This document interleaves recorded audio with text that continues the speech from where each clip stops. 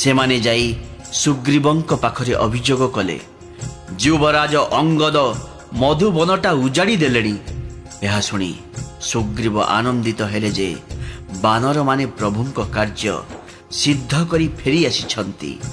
ଯଦି ସୀତାଙ୍କ ସନ୍ଧାନ ପାଇନଥାନ୍ତେ ତେବେ କ'ଣ ସେମାନେ ମଧୁବନରେ ପଶି ଫଳ ଖାଇପାରନ୍ତେ? ରାଜା ସୁଗ୍ରୀବ ମନେ ମନେ ଏପରି ଭାବୁଛନ୍ତି। ସେତିକି ବେଳେ ସବୁ ବାନର ଆସି ପହଞ୍ଚିଗଲେ। ଅତ୍ୟନ୍ତ ଭକ୍ତିର ସହିତ ସମସ୍ତେ ଆସି ସୁଗ୍ରୀବଙ୍କୁ ପ୍ରଣାମ କଲେ। କପିରାଜ ସୁଗ୍ରୀବ ସମସ୍ତଙ୍କ ସହିତ ସାକ୍ଷାତ କରି କୁଶଳ ସମାଚାର ପଚାରିଲେ। ବାନରମାନେ କହିଲେ, ଆପଣଙ୍କ ଚରଣ ଦର୍ଶନରୁ ସବୁ କୁଶଳ। ଶ୍ରୀରାମଙ୍କ କୃପାରୁ କାର୍ଯ୍ୟରେ ବିଶେଷ ସଫଳତା ମିଳିଛି। ହେ ନାଥ, ହନୁମାନ ହିଁ ସବୁ କାର୍ଯ୍ୟ କଲେ। ସେ ହିଁ ସମସ୍ତଙ୍କର ପ୍ରାଣ ରକ୍ଷା କଲେ। ଏହା ଶୁଣି ସୁଗ୍ରୀବ ଅତି ଶ୍ରଦ୍ଧାରେ ହନୁମାନଙ୍କୁ ପୁଣି ଥରେ ଆଲିଙ୍ଗନ କଲେ ଏବଂ ସମସ୍ତେ ଶ୍ରୀ ରଘୁନାଥଙ୍କ ପାଖକୁ ଚାଲିଲେ। ବାନରମାନେ କୃତକାର୍ଯ୍ୟ ହୋଇ ଆସୁଥିବାର ଦେଖି ଶ୍ରୀରାମ ଅତ୍ୟନ୍ତ ଆନନ୍ଦିତ ହୋଇଗଲେ। ସେତେବେଳେ ଦୁଇ ଭାଇ ସ୍ଫଟିକ ଶିଳା ଉପରେ ବସିଥିଲେ। ସବୁ ବାନର ଯାଇ ସେମାନଙ୍କ ଚରଣରେ ପ୍ରଣାମ କଲେ। କରୁଣାକର ଶ୍ରୀ ରଘୁନାଥ ସମସ୍ତଙ୍କୁ ପ୍ରେମର ସହିତ ବକ୍ଷରେ ଲଗାଇ କୁଶଳ ସମାଚାର ପଚାରିଲେ। ବାନରମାନେ କହିଲେ, ହେ ନାଥ, ଆପଣଙ୍କ ଚରଣ କମଳ ଦର୍ଶନରୁ ସବୁ କୁଶଳ।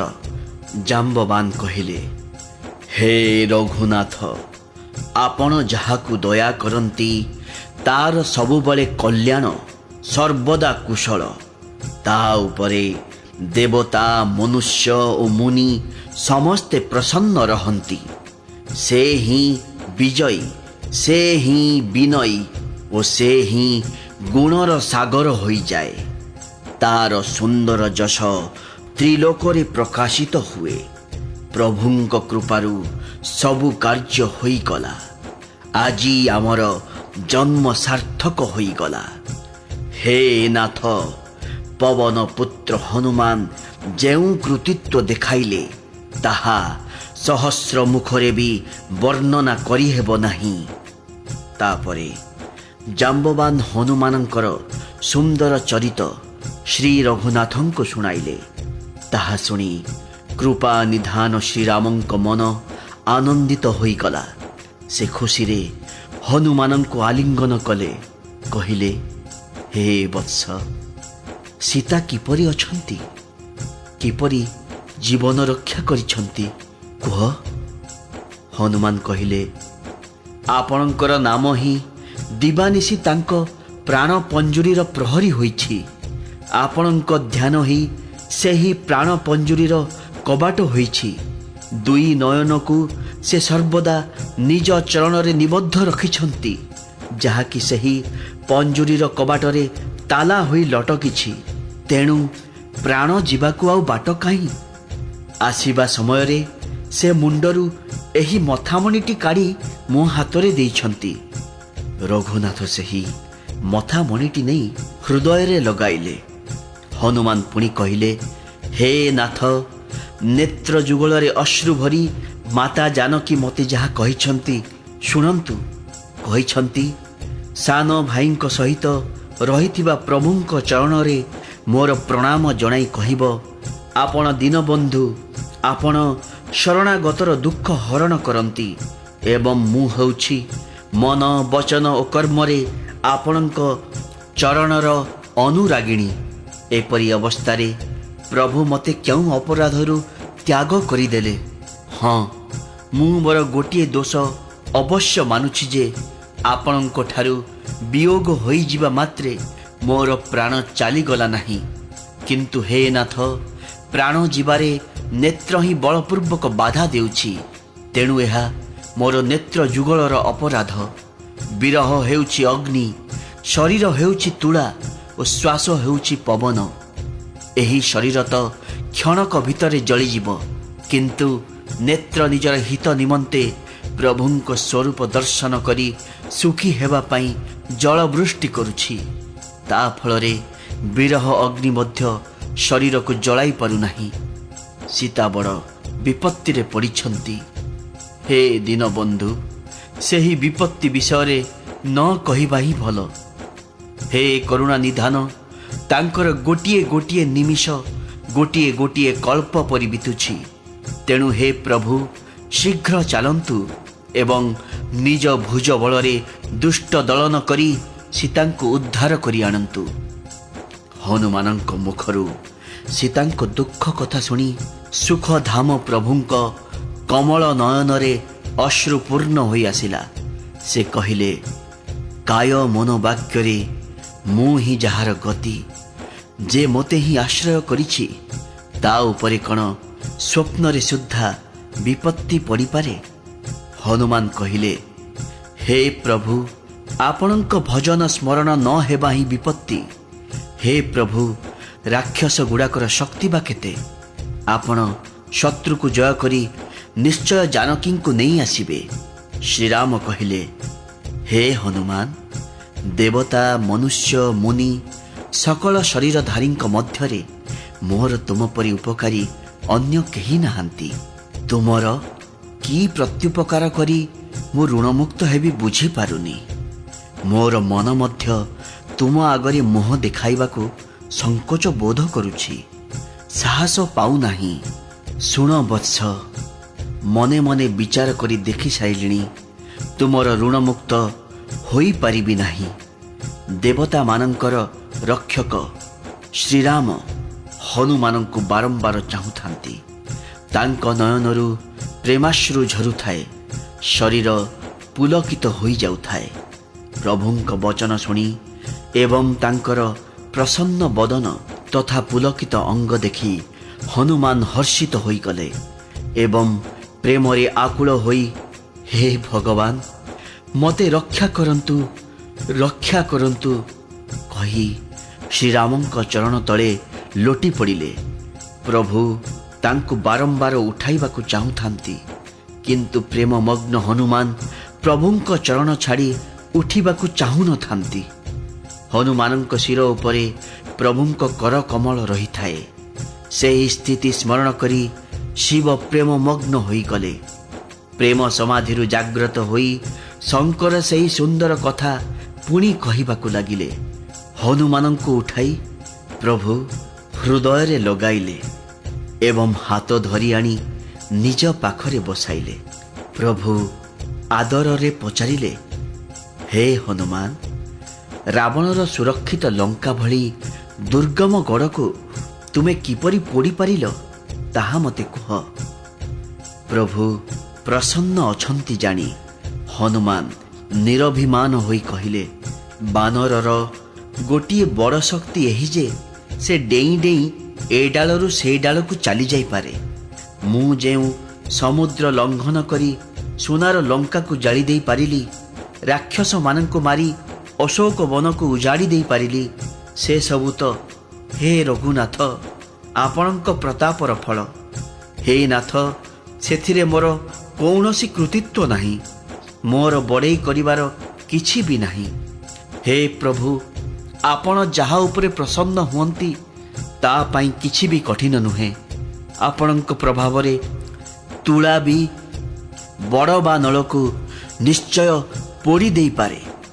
ହେ ନାଥ, କୃପା କରି ଆପଣ ମୋତେ ଅତ୍ୟନ୍ତ ସୁଖଦାୟୀ ନିଶ୍ଚଳା ଭକ୍ତି ପ୍ରଦାନ କରନ୍ତୁ। ଶିବ କହିଲେ, ହେ ଭବାନୀ, ହନୁମାନଙ୍କର ସରଳ ବଚନ ଶୁଣି ପ୍ରଭୁ ଶ୍ରୀରାମ ଏବଂ ମସ୍ତୁ କହିଦେଲେ, ହେ ଉମା, ଯେ ଶ୍ରୀରାମଙ୍କର ସ୍ୱଭାବ ଜାଣିଛନ୍ତି, ତାଙ୍କୁ ତ ଭଜନ ଛଡ଼ା ଅନ୍ୟ କୌଣସି କଥା ଭଲ ଲାଗେ ନାହିଁ।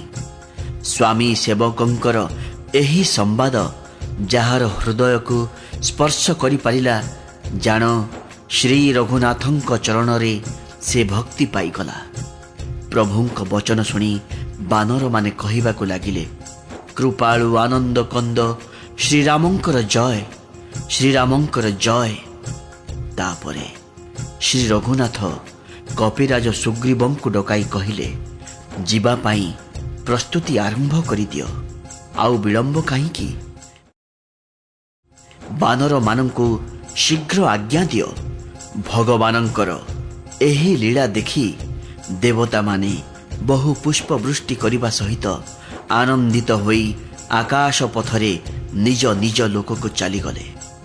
ବାନର ରାଜ ସୁଗ୍ରୀବ ଅବିଳମ୍ବେ ବାନରମାନଙ୍କୁ ଡକାଇଲେ। ସେନାପତିମାନଙ୍କ ସହିତ ବିଭିନ୍ନ ରଙ୍ଗ ବେରଙ୍ଗର ବାନର ଓ ଭଲ୍ଲୁକ ଦଳମାନେ ଆସିଗଲେ। ସେମାନଙ୍କର ଶକ୍ତି ଅତୁଳନୀୟ। ସେମାନେ ଆସି ପ୍ରଭୁଙ୍କ ଚରଣ କମଳରେ ପ୍ରଣାମ କଲେ। ମହାବଳବାନ ଭଲ୍ଲୁକ ଓ ବାନରମାନେ ଗର୍ଜନ କରୁଥାନ୍ତି। ଶ୍ରୀରାମ ସମଗ୍ର ବାନର ସେନାକୁ ନିରୀକ୍ଷଣ କରି ସେମାନଙ୍କ ଉପରେ ନିଜର କୃପା ଦୃଷ୍ଟି ପକାଇଦେଲେ। ଶ୍ରୀରାମଙ୍କ କୃପା ବଳରେ ବଳିୟାନ ହୋଇ ଶ୍ରେଷ୍ଠ ବାନରମାନେ ସତେ ଯେପରି ଗୋଟିଏ ଗୋଟିଏ ପକ୍ଷଧାରୀ ପର୍ବତ ହୋଇଗଲେ। ସେମାନଙ୍କୁ ଦେଖି ଶ୍ରୀରାମ ହର୍ଷିତ ହୋଇ ବାହାରି ପଡ଼ିଲେ। ସେତେବେଳେ ବହୁ ଶୁଭ ସଂକେତ ଦେଖାଗଲା। ଯାହାଙ୍କର କୀର୍ତ୍ତି ସକଳ ମଙ୍ଗଳରେ ପୂର୍ଣ୍ଣ, ତାଙ୍କର ଯାତ୍ରାରମ୍ଭ ସମୟରେ ଶୁଭ ସଂକେତ ଦେଖାଯିବା ତ ନୀତିସଙ୍ଗତ କଥା। ପ୍ରଭୁ ଯାତ୍ରାରମ୍ଭ କଲେଣି ବୋଲି ସେପଟେ ଜାନକୀ ମଧ୍ୟ ଜାଣିପାରିଲେ। ତାଙ୍କର ବାମ ଅଙ୍ଗ ବାରମ୍ବାର ସ୍ଫୁରିତ ହୋଇ ସତେ ଯେପରି ପ୍ରଭୁଙ୍କ ଆଗମନର ସୂଚନା ଦେଇଦେଲା। ଜାନକୀଙ୍କ ନିମନ୍ତେ ଯାହା ସବୁ ଶୁଭ ସଂକେତ, ରାବଣ ନିମନ୍ତେ ତାହା ଥିଲା ଅଶୁଭ ସଂକେତ। ସେନା ଚାଲିଲା, ତାହାର ବର୍ଣ୍ଣନା କିଏ ବା କରିପାରିବ? ଗର୍ଜନ କରି କରି ଅସଂଖ୍ୟ ବାନର ଓ ଭଲ୍ଲୁକ ଚାଲିଥାନ୍ତି। ନଖ ହିଁ ଯେଉଁମାନଙ୍କ ଶସ୍ତ୍ର, ସେହି ସ୍ୱ ଇଚ୍ଛାରେ ବିଚରଣଶୀଳ ଭଲ୍ଲୁକ ଓ ବାନରମାନେ ପର୍ବତ ଓ ବୃକ୍ଷ ଓପାଡ଼ି ଧରି ଆକାଶରେ ଉଡ଼ି ଭୂମିରେ କୁଦା ମାରି ଅଗ୍ରସର ହେଲେ। ସେମାନେ ସିଂହ ପରି ଗର୍ଜନ କରୁଥାନ୍ତି। ସେମାନଙ୍କର ଚାଲି ଓ ଗର୍ଜନ ପ୍ରଭାବରେ ଦିଗ୍ଗଜମାନେ ବି ବିଚଳିତ ହୋଇ ରଡ଼ି ଛାଡ଼ୁଥାନ୍ତି। ଦିଗ୍ଗଜମାନେ ରଡ଼ି ଛାଡ଼ିଲେ ପୃଥିବୀ ଦୋହଲି ଗଲା। ପର୍ବତମାନେ କମ୍ପି ଉଠିଲେ, ସମୁଦ୍ର ଉଦ୍ବେଳିତ ହୋଇଗଲା। ଗନ୍ଧର୍ବ, ଦେବତା, ମୁନି, ନାଗ, କିନ୍ନର ସମସ୍ତେ ଦୁଃଖ ଦୂର ହେଲା ବୋଲି ଭାବି ମନେ ମନେ ହର୍ଷିତ ହୋଇଗଲେ। କୋଟି କୋଟି ଭୟଙ୍କର ବାନର ଦାନ୍ତ କଡ଼ମଡ଼ କରି ଧାଇଁଥାନ୍ତି। ପ୍ରବଳ ପ୍ରତାପୀ କୋଶଳନାଥ ଶ୍ରୀରାମଙ୍କର ଜୟ ବୋଲି ଧ୍ୱନି କରିବା ସହିତ ସେମାନେ ପ୍ରଭୁଙ୍କର ଗୁଣାବଳୀ ଗାନ କରୁଥାନ୍ତି। ଉଦାର ସର୍ପରାଜ ଶେଷଦେବ ମଧ୍ୟ ସେନାର ଭାର ସହି ପାରୁନଥାନ୍ତି। ସେ ବାରମ୍ବାର ବିଚଳିତ ହୋଇଯାଉଥାନ୍ତି ଏବଂ କଚ୍ଛପର କଠୋର ପିଠିକୁ ଦାନ୍ତରେ କାମୁଡ଼ି ଧରି ସ୍ଥିର ରହିବାକୁ ଚେଷ୍ଟା କରୁଥାନ୍ତି। ଏପରି କରିବା ସମୟରେ ମନେ ହେଉଥାଏ ସତେ ଯେପରି ଶ୍ରୀରାମଙ୍କର ଅଭିଯାନ ଅତି ମନୋହର ହୋଇଥିବାର ଜାଣି ଶେଷଦେବ ସେହି ପବିତ୍ର କଥାକୁ କଚ୍ଛପର ପିଠିରେ ଲେଖୁଛନ୍ତି। ଏହିପରି ଭାବରେ କୃପା ନିଧାନ ଶ୍ରୀରାମ ଯାଇ ସମୁଦ୍ର ତଟରେ ପହଞ୍ଚିଗଲେ। ବହୁ ଭଲ୍ଲୁକ ଓ ବାନର ବୀର ଏଣେ ତେଣେ ବୁଲି ଫଳ ଖାଇବାକୁ ଲାଗିଲେ। ସେପଟେ ଯେଉଁଦିନୁ ହନୁମାନ ଲଙ୍କା ଜାଳି ଦେଇଗଲେ, ସେହିଦିନୁ ଲଙ୍କାର ରାକ୍ଷସମାନେ ଭୟଭୀତ ହୋଇ ରହିଥାନ୍ତି। ସେମାନେ ନିଜ ନିଜ ଘରେ ବସି ବିଚାର କରୁଥାନ୍ତି, ଆଉ ଏଥର ରାକ୍ଷସ କୁଳର ରକ୍ଷା ନାହିଁ। ଯାହାଙ୍କ ଦୂତଟାର ବଳ ବି ବର୍ଣ୍ଣି ହେବ ନାହିଁ, ସେ ଲୋକ ନିଜେ ଆମ ନଗରୀକୁ ଆସିଗଲେ ଆମର ଆଉ କ'ଣ ଭଲ ହେବ? ଦୂତୀଙ୍କ ମୁହଁରୁ ନଗରବାସୀମାନଙ୍କର ଏହି ପ୍ରକାର କଥା ଶୁଣି ମନ୍ଦୋଦରୀ ଅତ୍ୟନ୍ତ ବ୍ୟାକୁଳ ହୋଇଗଲେ। ସେ ଏକାନ୍ତରେ ପତିଙ୍କ ଚରଣରେ ପଡ଼ି ହାତ ଯୋଡ଼ି ନୀତି ଶୁଣାଇ କହିଲେ, ହେ ପ୍ରିୟତମ, ଶ୍ରୀହରିଙ୍କ ସହିତ ଶତ୍ରୁତା ଛାଡ଼ି ଦିଅନ୍ତୁ। ମୋ କଥାକୁ ଅତ୍ୟନ୍ତ ହିତକର ଜାଣି ଟିକିଏ ହୃଦୟରେ ଘେନନ୍ତୁ। ଯାହାଙ୍କ ଦୂତର କାଣ୍ଡ ମନେ ପକାଇଲେ ରାକ୍ଷସ ସ୍ତ୍ରୀମାନଙ୍କର ଗର୍ଭ ଖସି ଯାଉଛି। ହେ ସ୍ୱାମୀ, ଯଦି ଭଲ ଚାହୁଁଛନ୍ତି ତେବେ ମନ୍ତ୍ରୀକୁ ଡକାଇ ତା ସଙ୍ଗରେ ତାଙ୍କ ସ୍ତ୍ରୀଙ୍କୁ ପଠାଇ ଦିଅନ୍ତୁ। ସୀତା ଆପଣଙ୍କର କୂଳରୂପୀ ପଦ୍ମବନକୁ ଦୁଃଖ ଦେବାକୁ ଶିଶିର ରାତି ପରି ଆସିଛନ୍ତି। ହେ ନାଥ, ଶୁଣନ୍ତୁ, ସୀତାଙ୍କୁ ଫେରାଇ ନଦେଲେ ଶିବ ଓ ବ୍ରହ୍ମା ମଧ୍ୟ ଆପଣଙ୍କର ମଙ୍ଗଳ କରିପାରିବେ ନାହିଁ। ଶ୍ରୀରାମଙ୍କ ବାଣ ହେଉଛି ସର୍ପ ସମୂହ ପରି ଏବଂ ରାକ୍ଷସ ସମୂହ ହେଉଛନ୍ତି ବେଙ୍ଗମାନଙ୍କ ପରି। ସେହି ସର୍ପରୂପୀ ବାଣ ଆମ ବେଙ୍ଗରୂପୀ ରାକ୍ଷସମାନଙ୍କୁ ଗିଳିଦେବା ପୂର୍ବରୁ ଆପଣ ଜିଦ୍ ଛାଡ଼ି ଉପାୟ ଚିନ୍ତା କରନ୍ତୁ। ମୂର୍ଖ ଓ ଜଗତ ପ୍ରସିଦ୍ଧ ଅଭିମାନୀ ରାବଣ ପତ୍ନୀର କଥା ଶୁଣି ହସି ଉଠିଲା। କହିଲା, ସ୍ତ୍ରୀମାନେ ସତରେ ବଡ଼ ଭୟାଳୁ ସ୍ୱଭାବର। ମଙ୍ଗଳ କଥାରେ ବି ତୁମେ ଭୟ କରୁଛ। ତୁମ ମନଟା ନିତାନ୍ତ ଦୁର୍ବଳ। ଯଦି ବାନର ସେନା ଆସିବ, ତେବେ ବିଚରା ରାକ୍ଷସମାନେ ତ ସେମାନଙ୍କୁ ଖାଇ ଆରାମରେ ଜୀବନ ନିର୍ବାହ କରିବେ। ଆହେ, ଯାହାର ଭୟରେ ଲୋକପାଳମାନେ ବି ଥରୁଛନ୍ତି, ତାର ସ୍ତ୍ରୀ ହୋଇ ତୁମେ ଏତେ ଭୟ କରିବାଟା ସତରେ ବଡ଼ ଉପହାସର କଥା। ରାବଣ ଏପରି କହି ହସି ହସି ଅଧିକ ସ୍ନେହର ସହିତ ତାଙ୍କୁ ହୃଦୟରେ ଲଗାଇ ଆଲିଙ୍ଗନ କଲା ଏବଂ ସଭାକୁ ଚାଲିଗଲା। ପତିଙ୍କ ଉପରେ ବିଧାତା ପ୍ରତିକୂଳ ହୋଇଗଲାଣି ଜାଣି ମନ୍ଦୋଦରୀ ଚିନ୍ତାରେ ପଡ଼ିଗଲେ। ରାବଣ ଯାଇ ସଭାରେ ବସୁ ବସୁ ଖବର ପାଇଗଲା ଯେ ଶତ୍ରୁର ସବୁ ସୈନ୍ୟ ଆସି ସମୁଦ୍ର ଆରକୂଳରେ ଏକାଠି ହୋଇଗଲେଣି। ସେ ମନ୍ତ୍ରୀମାନଙ୍କୁ କହିଲା, ଉଚିତ ପରାମର୍ଶ ଦିଅନ୍ତୁ। ଏହା ଶୁଣି ସେମାନେ ସମସ୍ତେ ହସି ହସି କହିଲେ, ଆପଣ ନିଶ୍ଚିନ୍ତରେ ରହନ୍ତୁ। ଆପଣ ତ ଅକ୍ଳେଶରେ ଦେବତା ଓ ରାକ୍ଷସମାନଙ୍କୁ ଜୟ କରିଛନ୍ତି। ଏ ନର ବାନର ଗୁଡ଼ାକ ବା କେଉଁଥିରେ ଗଣା? ମନ୍ତ୍ରୀ, ବୈଦ୍ୟ, ଗୁରୁ ଏହି ତିନି ପ୍ରକାରର ବ୍ୟକ୍ତି ଯଦି ପ୍ରଭୁ ଅପ୍ରସନ୍ନ ହୋଇଯିବେ ବୋଲି ଭୟରେ ବା ଲାଭ ଆଶାରେ ହିତ କଥା ନ କହି ଚାଟୁ ବଚନ କହନ୍ତି, ତେବେ ଜାଣ କ୍ରମାନ୍ୱୟରେ ରାଜ୍ୟ, ଶରୀର ଓ ଧର୍ମ ଏହି ତିନୋଟି ଯାକ ଅତି ଶୀଘ୍ର ନାଶ ପାଇଯିବ। ରାବଣର ମଧ୍ୟ ସେହିପରି ଦୁର୍ଯୋଗ ଆସିଗଲା। ମନ୍ତ୍ରୀମାନେ ତାକୁ ସୁହାଇଲା ପରି ସ୍ତୁତି ବାଣୀ ଶୁଣାଇଲେ। ଏହା ଉପଯୁକ୍ତ ଅବସର ଜାଣି ବିଭୀଷଣ ଆସି ସେଠାରେ ପହଞ୍ଚିଗଲେ। ସେ ଆସି ବଡ଼ ଭାଇଙ୍କ ପାଦରେ ପ୍ରଣାମ କଲେ। ତାପରେ ସେ ମୁଣ୍ଡ ନୁଆଇ ଆସି ଆସନରେ ବସିଲେ। ଆଜ୍ଞା ପାଇ ସେ କହିଲେ, ହେ କୃପାଳୁ, ଆପଣ ମୋ ପରାମର୍ଶ ଲୋଡ଼ୁଛନ୍ତି। ତେଣୁ ଆପଣଙ୍କ ହିତ ଦୃଷ୍ଟିରୁ ମୁଁ ମୋ ବୁଦ୍ଧି ଅନୁସାରେ ଦି ପଦ କହୁଛି।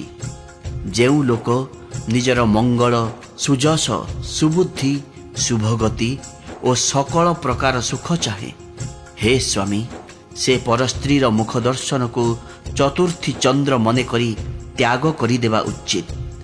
ଅର୍ଥାତ୍ ଲୋକେ ଯେପରି ଚତୁର୍ଥୀ ଚନ୍ଦ୍ରକୁ ଦେଖନ୍ତି ନାହିଁ, ସେହିପରି ପରସ୍ତ୍ରୀ ମୁହଁକୁ ନ ଚାହିଁବା ଉଚିତ।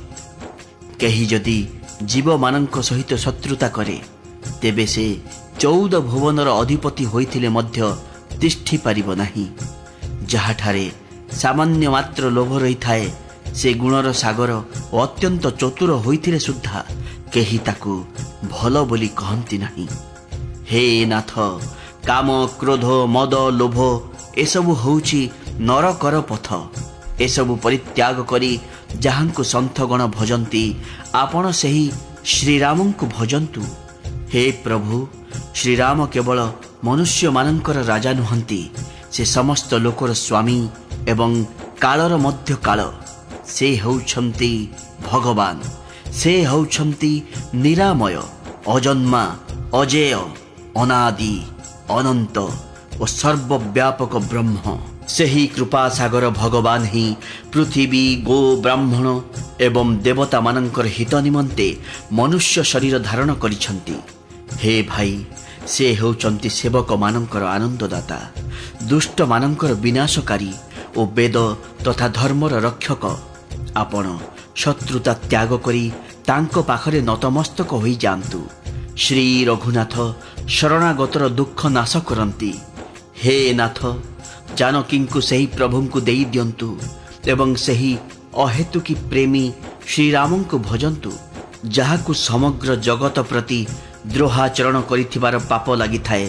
ସେପରି ଲୋକ ମଧ୍ୟ ଯଦି ପ୍ରଭୁଙ୍କର ଶରଣାପନ୍ନ ହୁଏ, ପ୍ରଭୁ ଶ୍ରୀରାମ ତାକୁ ତ୍ୟାଗ କରନ୍ତି ନାହିଁ। ଯାହାଙ୍କର ନାମ ତ୍ରିତାପ ନାଶ କରିଥାଏ, ସେହି ପ୍ରଭୁ ହିଁ ମନୁଷ୍ୟ ରୂପରେ ପ୍ରକଟ ହୋଇଛନ୍ତି। ହେ ରାବଣ, ହୃଦୟରେ ଏହା ଉପଲବ୍ଧି କରନ୍ତୁ। ହେ ଦଶଶିର, ମୁଁ ବାରମ୍ବାର ଆପଣଙ୍କ ଚରଣରେ ପଡ଼ି ବିନତି କରୁଛି। ମାନ, ମୋହ ଓ ମଦ ତ୍ୟାଗ କରିଦେଇ ଆପଣ କୋଶଳପତି ଶ୍ରୀରାମଙ୍କୁ ଭଜନ୍ତୁ। ପୁଲସ୍ତ୍ୟ ମୁନି ନିଜ ଶିଷ୍ୟଙ୍କ ହାତରେ ଏହି ବାର୍ତ୍ତା ପଠାଇଛନ୍ତି। ହେ ଭ୍ରାତ, ସୁଯୋଗ ମିଳିବା ମାତ୍ରେ ମୁଁ ଆସି ସେଇ କଥା ଆପଣଙ୍କୁ ଜଣାଇଦେଲି। ମାଲ୍ୟବାନ ନାମକ ଜଣେ ବୁଦ୍ଧିମାନ ମନ୍ତ୍ରୀ ଥିଲେ। ବିଭୀଷଣଙ୍କ କଥା ତାଙ୍କୁ ଖୁବ୍ ଭଲ ଲାଗିଲା। ସଭାରେ ସେ ରାବଣକୁ କହିଲେ, ହେ ତାତ, ଆପଣଙ୍କର ସାନ ଭାଇ ହେଉଛନ୍ତି ନୀତି ବିଭୂଷଣ। ବିଭୀଷଣ ଯାହା କିଛି କହିଲେ ତାହା ହୃଦୟଙ୍ଗମ କରନ୍ତୁ। ରାବଣ କହିଲା, ଏ ମୂର୍ଖ ଦିଟା ଶତ୍ରୁର ମହିମା ବଖାଣୁଛନ୍ତି। କିଏ ଅଛରେ? ଏ ଦିଟାଙ୍କୁ ଏଠୁ ବାହାର କରିଦିଅ। ଏହା ଶୁଣି ମାଲ୍ୟବାନ ନିଜ ଘରକୁ ଚାଲିଗଲେ। କିନ୍ତୁ ବିଭୀଷଣ କରପତ୍ର ଯୋଡ଼ି ପୁନର୍ବାର କହିଲେ, ହେ ନାଥ, ବେଦ ଓ ପୁରାଣ ମାନଙ୍କରେ କହନ୍ତି ଯେ ସମସ୍ତଙ୍କ ହୃଦୟରେ ସୁବୁଦ୍ଧି ଓ କୁବୁଦ୍ଧି ଉଭୟ ରହିଥାଏ। ଯେଉଁଠି ସୁବୁଦ୍ଧିର ପ୍ରାଧାନ୍ୟ ଥାଏ ସେଠାରେ ନାନା ପ୍ରକାର ସମ୍ପଦ ରହେ ଏବଂ ଯେଉଁଠି କୁବୁଦ୍ଧିର ପ୍ରାଧାନ୍ୟ ଥାଏ ସେଠାରେ ପରିଣାମରେ ବିପତ୍ତି ହିଁ ଆସେ। ଆପଣଙ୍କ ଭିତରେ ବିପରୀତ ବୁଦ୍ଧି ଆସି ଘର କଲାଣି। ତେଣୁ ଆପଣ ହିତକୁ ଅହିତ ଓ ଶତ୍ରୁକୁ ମିତ୍ର ମଣୁଛନ୍ତି। ଯେଉଁ ସୀତା ରାକ୍ଷସମାନଙ୍କ ନିମନ୍ତେ କାଳ ରାତ୍ରି ସମାନ, ତାଙ୍କ ଉପରେ ଆପଣଙ୍କର ବିଶେଷ ପ୍ରୀତି।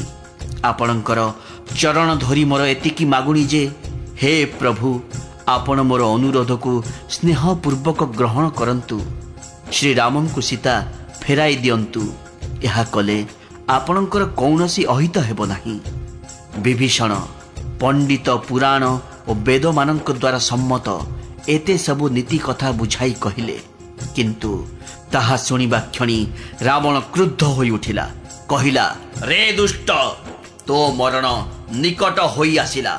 ଆରେ ମୂର୍ଖ, ମୋହରି ଅନ୍ନରେ ତୁ ବଞ୍ଚି ରହିଛୁ। କିନ୍ତୁ ରେ ମୂଢ଼, ତୋତେ ଭଲ ଲାଗୁଛି କେବଳ ମୋର ଶତ୍ରୁ ପକ୍ଷଟା। ଆରେ ଦୁଷ୍ଟ, ତୁ ନିଜେ କହ, ଜଗତରେ ଏପରି କିଏ ଅଛି ଯାହାକୁ ମୋ ଭୁଜ ବଳରେ ମୁଁ ଜୟ କରିପାରିବି ନାହିଁ? ମୋର ଖାଇ ତପସ୍ୱୀ ମାନଙ୍କ ପ୍ରତି ପ୍ରେମ ଦେଖାଇ ହେଉଛୁ। ମୂର୍ଖ, ଏଠୁ ଚାଲିଯା। ସେହି ମାନଙ୍କ ସାଥିରେ ରହ ଓ ସେହି ମାନଙ୍କୁ ନୀତି ବାଣୀ ଶିଖା। ଏପରି କହି ସେ ତାଙ୍କୁ ଗୋଇଠାଏ ମାରିଦେଲା। ତଥାପି ମାଡ଼ ଖାଇ ମଧ୍ୟ ସାନ ଭାଇ ବିଭୀଷଣ ବାରମ୍ବାର ତାର ପାଦ ଧରିଲେ। ଭଗବାନ ଶିବ କହୁଛନ୍ତି, ହେ ଉମା, ସନ୍ଥମାନଙ୍କର ଏହା ଏକ ମହିମା ଯେ କେହି ସେମାନଙ୍କର ଅହିତ କଲେ ବି ସେମାନେ ଅହିତକାରୀର ମଙ୍ଗଳ ହିଁ କରିଥାନ୍ତି। ବିଭୀଷଣ କହିଲେ, ଆପଣ ମୋର ପିତାଙ୍କ ସମାନ। ଆପଣ ମୋତେ ମାରିଲେ ଭଲ ହେଲା। କିନ୍ତୁ ହେ ନାଥ, ଶ୍ରୀରାମଙ୍କ ଭଜନରେ ହିଁ ଆପଣଙ୍କର ମଙ୍ଗଳ ନିହିତ। ଏତିକି କହି ବିଭୀଷଣ ନିଜ ମନ୍ତ୍ରୀମାନଙ୍କ ସହିତ ଆକାଶ ମାର୍ଗକୁ ଉଠିଗଲେ ଏବଂ ଯାଉ ଯାଉ ସେ ସମସ୍ତଙ୍କୁ ଶୁଣାଇ କହିଲେ, ଶ୍ରୀରାମ ହେଉଛନ୍ତି ସତ୍ୟ ସଂକଳ୍ପ ଏବଂ ସର୍ବସମର୍ଥ ପ୍ରଭୁ। କିନ୍ତୁ ହେ ରାବଣ, ତୁମ ସଭା ହେଉଛି କାଳର ବଶୀଭୂତ। ତେଣୁ ମୁଁ ଶ୍ରୀ ରଘୁନାଥଙ୍କ ଶରଣ ନେବାକୁ ଚାଲି ଯାଉଛି। ମୋତେ ଦୋଷ ଦେବ ନାହିଁ। ଏପରି କହିଦେଇ ବିଭୀଷଣ ଚାଲିଯିବା ମାତ୍ରେ ସବୁ ରାକ୍ଷସ ଆୟୁହୀନ ହୋଇଗଲେ। ଭଗବାନ ଶିବ କହିଲେ, ହେ ଭବାନୀ, ସାଧୁଙ୍କୁ ଅପମାନ ଦେଲେ ତାହା ଅବିଳମ୍ବେ ସକଳ କଲ୍ୟାଣ ନାଶ କରିଦିଏ। ବିଭୀଷଣଙ୍କୁ ତଡ଼ିଦେବା କ୍ଷଣି ଅଭାଗା ରାବଣ ଶ୍ରୀହୀନ ହୋଇଗଲା। ବିଭୀଷଣ ଆନନ୍ଦିତ ହୋଇ ମନରେ ବହୁ ଅଭିଳାଷ ରଖି ଶ୍ରୀ ରଘୁନାଥଙ୍କ ନିକଟକୁ ଚାଲିଲେ। ସେ ଭାବୁଥାନ୍ତି, ଯେଉଁ ଚରଣ ସେବକମାନଙ୍କୁ ସୁଖ ପ୍ରଦାନ କରେ, ଯେଉଁ ଚରଣର ସ୍ପର୍ଶ ପାଇ ଋଷି ପତ୍ନୀ ଅହଲ୍ୟା ତରିଗଲେ ଏବଂ ଯେଉଁ ଚରଣ ଦଣ୍ଡକ ବନକୁ ପବିତ୍ର କରିଦେଲା, ମୁଁ ଯାଇ ଭଗବାନଙ୍କର ସେହି ସୁନ୍ଦର ରକ୍ତିମ କୋମଳ ଚରଣ କମଳ ଦର୍ଶନ କରିବି। ଯେଉଁ ଚରଣ ଯୁଗଳକୁ ଜାନକୀ ହୃଦୟରେ ଧରି ରଖିଛନ୍ତି, ଯେଉଁ ଚରଣ ଯୁଗଳ ମାୟା ମୃଗକୁ ଧରିବା ପାଇଁ ତା ପଛରେ ଦୌଡ଼ୁଥିଲା ଏବଂ ଯେଉଁ ଚରଣ କମଳ ସାକ୍ଷାତ୍ ଶିବଙ୍କ ହୃଦୟ ସରୋବରରେ ବିରାଜିତ, ମୋର ଓହୋ ଭାଗ୍ୟ ଯେ ମୁଁ ଆଜି ସେହି ଚରଣ ଯୁଗଳ ଦର୍ଶନ କରିବି। ଯେଉଁ ଚରଣ ଯୁଗଳର ପାଦୁକାରେ ଭରତ ନିଜର ମନ ପ୍ରାଣ ଢାଳି ଦେଇଛନ୍ତି, ଆହା, ଏବେ ମୁଁ ଯାଇ ସେହି ଚରଣ ଯୁଗଳକୁ ସ୍ୱଚକ୍ଷୁରେ ଦେଖିବି। ପ୍ରେମର ସହିତ ଏହିପରି ବିଚାର କରି କରି ସେ ଯାଇ ସମୁଦ୍ର ଆର ପାରିରେ ପହଞ୍ଚିଗଲେ। ବିଭୀଷଣ ଆସୁଥିବାର ଦେଖି ବାନରମାନେ ଭାବିଲେ ଶତ୍ରୁର କୌଣସି ବିଶେଷ ଦୂତ ଆସିଯାଇଛି। ତାଙ୍କୁ ଅଟକାଇ ରଖି ସେମାନେ ଯାଇ ସୁଗ୍ରୀବଙ୍କୁ ସକଳ ସମାଚାର ଶୁଣାଇଦେଲେ। ସୁଗ୍ରୀବ ଶ୍ରୀରାମଙ୍କ ପାଖକୁ ଯାଇ କହିଲେ, ହେ ରଘୁନାଥ, ଆପଣଙ୍କୁ ସାକ୍ଷାତ କରିବାକୁ ରାବଣର ଭାଇ ଆସିଛି। ପ୍ରଭୁ ଶ୍ରୀରାମ ପଚାରିଲେ, ହେ ମିତ୍ର, ତୁମେ କ'ଣ ଭାବୁଛ? ବାନର ରାଜ ସୁଗ୍ରୀବ କହିଲେ, ମହାରାଜ, ରାକ୍ଷସଙ୍କ ମାୟା ଜାଣି ହୁଏନି। ଇଚ୍ଛାନୁସାରେ ରୂପ ବଦଳାଇ ପାରୁଥିବା ଏହି ରାକ୍ଷସଟା କାହିଁକି ଯେ ଆସିଛି ମୁଁ ଜାଣିପାରୁନି। ଯାହା ଜଣାପଡ଼ୁଛି ଏ ମୂର୍ଖ ଆମର ଭେଦ ଖୋଜିବାକୁ ଆସିଛି। ତେଣୁ ମୁଁ ଭାବୁଛି ତାକୁ ବାନ୍ଧି ରଖିବା ଠିକ୍ ହେବ। ଶ୍ରୀରାମ କହିଲେ, ହେ ମିତ୍ର, ତୁମେ ନୀତି ଦୃଷ୍ଟିରୁ ତ ଠିକ୍ ବିଚାର କଲ, କିନ୍ତୁ ଶରଣାଗତର ଭୟ ହରଣ କରିବା ହେଉଛି ମୋର ପଣ। ପ୍ରଭୁଙ୍କ ବଚନ ଶୁଣି ହନୁମାନ ଆନନ୍ଦିତ ହୋଇଗଲେ ଏବଂ ମନେ ମନେ କହିଲେ, ଭଗବାନ ସତରେ କେତେ ଶରଣାଗତ ବତ୍ସଳ ନୁହନ୍ତି। ଶ୍ରୀରାମ ପୁଣି କହିଲେ, ନିଜର ଅହିତ ଆଶଙ୍କାରେ ଯେଉଁମାନେ ଶରଣକୁ ଆସିଥିବା ଲୋକକୁ ତଡ଼ି ଦିଅନ୍ତି ସେମାନେ ହେଉଛନ୍ତି ପାମର ଓ ପାପୀ। ସେମାନଙ୍କ ମୁହଁ ଚାହିଁବା ବି ଅପରାଧ। ଯାହାକୁ କୋଟିଏ ବ୍ରାହ୍ମଣଙ୍କୁ ହତ୍ୟା କରିଥିବାର ପାପ ଲାଗିଥାଏ, ସେ ଯଦି ମୋ ଶରଣ ଗ୍ରହଣ କରିବାକୁ ଆସେ ମୁଁ ତାକୁ ବି ତ୍ୟାଗ କରେ ନାହିଁ। ମୋ ସମ୍ମୁଖକୁ ଆସିବା ମାତ୍ରେ ଜୀବର କୋଟି ଜନ୍ମର ପାପ ନଷ୍ଟ ହୋଇଯାଏ। ପାପୀର ସହଜ ସ୍ୱଭାବ ଏହି ଯେ ତାକୁ ମୋର ଭଜନ ଆଦୌ ଭଲ ଲାଗେ ନାହିଁ। ସେ ଲୋକ ଯଦି ଦୁଷ୍ଟ ସ୍ୱଭାବର ହୋଇଥାନ୍ତା ସେ କ'ଣ ମୋ ପାଖକୁ ଆସିପାରନ୍ତା? ଯାହାର ମନ ନିର୍ମଳ ସେ ହିଁ ମୋତେ ପାଏ। ମୋତେ ଛନ୍ଦ କପଟ ଭଲ ଲାଗେନି। ହେ ବାନର ରାଜ ସୁଗ୍ରୀବ, ଯଦି ରାବଣ ତାକୁ ଆମ ଭେଦ ନେବା ପାଇଁ ପଠାଇଥାଏ ତେବେ ବି ଆମର କୌଣସି ଭୟ କରିବାର ବା କ୍ଷତି ହେବାର ନାହିଁ। କାରଣ ହେ ସଖା, ଜଗତରେ ଯେତେ ରାକ୍ଷସ ଅଛନ୍ତି ଏକା ଲକ୍ଷ୍ମଣ ସେ ସମସ୍ତଙ୍କୁ କ୍ଷଣକ ଭିତରେ ମାରିଦେଇ ପାରିବ। ଏବଂ ଯଦି ସେ ଭୟଭୀତ ହୋଇ ମୋ ଶରଣକୁ ଆସିଥିବେ ତେବେ ମୁଁ ତାଙ୍କୁ ମୋ ନିଜ ପ୍ରାଣ ପରି ଗ୍ରହଣ କରି ସୁରକ୍ଷା ଦେବି। କୃପା ନିଧାନ ଶ୍ରୀରାମ ହସି ହସି କହିଲେ, ସେ ଏ ଦୁଇଟି ମଧ୍ୟରୁ ଯେଉଁ ସ୍ଥିତିର ହୋଇଥାନ୍ତୁ ନା କାହିଁକି ତାଙ୍କୁ ନେଇ ଆସ। ଏହା ଶୁଣି କୃପାଳୁ ଶ୍ରୀରାମଙ୍କର ଜୟ ବୋଲି ଧ୍ୱନି ଦେଇ ଅଙ୍ଗଦ ଓ ହନୁମାନ ବାନରମାନଙ୍କୁ ନେଇ ବିଭୀଷଣଙ୍କୁ ଆଣିବା ଲାଗି ଚାଲିଗଲେ। ବିଭୀଷଣଙ୍କୁ ଆଗରେ ଦେଖି ବାନରମାନେ ତାଙ୍କ ପଛେ ପଛେ ଶ୍ରୀ ରଘୁନାଥଙ୍କ ନିକଟକୁ ଆସିଲେ। ବିଭୀଷଣ ଦୂରରୁ ହିଁ ସେହି ନେତ୍ରାନନ୍ଦଦାୟୀ ଦୁଇ ଭାଇଙ୍କୁ ଦେଖିଦେଲେ। ଶୋଭାର ଧାମ ଶ୍ରୀରାମଙ୍କୁ ସେ ସ୍ତବ୍ଧ ହୋଇ ଅପଲକ ନୟନରେ ଚାହିଁ ରହିଲେ। ସେ ଭଗବାନଙ୍କର ବିଶାଳ ଭୁଜ, ରକ୍ତ କମଳ ସମାନ ନୟନ ଏବଂ ଶରଣାଗତର ଭୟ ବିନାଶକାରୀ ଶ୍ୟାମଳ ତନୁକୁ ଦେଖିଲେ। ସେ ଦେଖିଲେ ଭଗବାନଙ୍କର ସ୍କନ୍ଧ ସିଂହ ସ୍କନ୍ଧ ପରି ହୋଇଛି। ବକ୍ଷସ୍ଥଳ ଅତ୍ୟନ୍ତ ସୁନ୍ଦର ଓ ବିଶାଳ। ମୁଖ ଅସଂଖ୍ୟ କାମଦେବଙ୍କ ମନକୁ ମୋହିତ କରିଦେଉଥାଏ। ଭଗବାନଙ୍କ ସ୍ୱରୂପ ଦର୍ଶନ କରି ବିଭୀଷଣଙ୍କ ନେତ୍ର ପ୍ରେମାଶ୍ରୁ ଜଳରେ ପୂର୍ଣ୍ଣ ହୋଇଗଲା।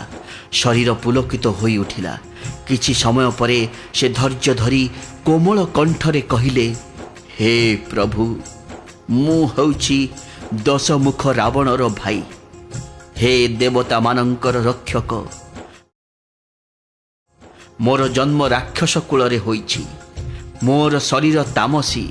ପେଚା ଯେପରି ଅନ୍ଧକାର ପ୍ରିୟ, ମୁଁ ସେହିପରି ସ୍ୱଭାବତଃ ପାପପ୍ରିୟ। ମୁଁ ମୋ ନିଜ କାନରେ ଆପଣଙ୍କର ସୁଯଶ ଶୁଣି ଆସିଛି ଯେ ପ୍ରଭୁ ଭବ ଭୟ ନାଶ କରନ୍ତି। ହେ ଦୁଃଖୀ ଦୁଃଖହାରି, ହେ ଶରଣାଗତ ବତ୍ସଳ ରଘୁବୀର, ମୋତେ ରକ୍ଷା କରନ୍ତୁ, ରକ୍ଷା କରନ୍ତୁ। ପ୍ରଭୁ ଦେଖିଲେ ସେ ଏପରି କହି ଦଣ୍ଡବତ ପ୍ରଣାମ କରୁଛନ୍ତି। ତେଣୁ ପ୍ରଭୁ ଅତି ଆନନ୍ଦରେ ତୁରନ୍ତ ଆସନରୁ ଉଠି ପଡ଼ିଲେ।